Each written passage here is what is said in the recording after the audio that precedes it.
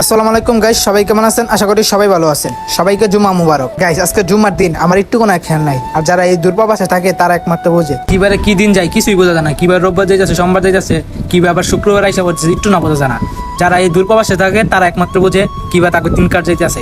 সকালে বাড়িতে কল দিয়েছিলাম, বাড়িতে বলতে আজকে শুক্রবার। তারপর মনে হয়েছে তো আজকে শুক্রবার জুম্মা পড়তে যাইতে হইব।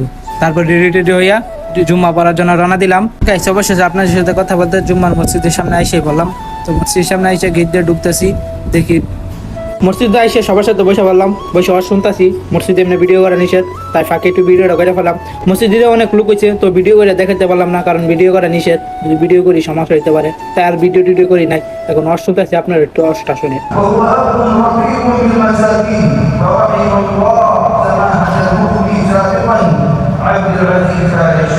গাইস, অবশেষে নমাজ টমাজ পড়া কমপ্লিট করে বাইরে বারসলাম। তো বাইরে বাড়ানোর সময় যে ভিড়, এই ভিড়ের ভিতরে ভিডিওটা করতে পারি না, কারণ ভিডিওটা করি নাই। কারণ এই ভিড়ের ভিতরে যদি ভিডিও করি মোবাইল টোবাইল হইতে দিতে পারে বা কেউ মোবাইল নিতে পারে। আর ভিডিওটা এই পর্যন্ত ছিল। সবাই ভালো থাকবেন। আর যারা এই ভিডিওটা যে জায়গাতে দেখেন সবাই কমেন্টে জুম্মা মুবারক বলে যাবেন। সবাইকে জুম্মা মুবারক। টাটা, আল্লাহ হাফেজ।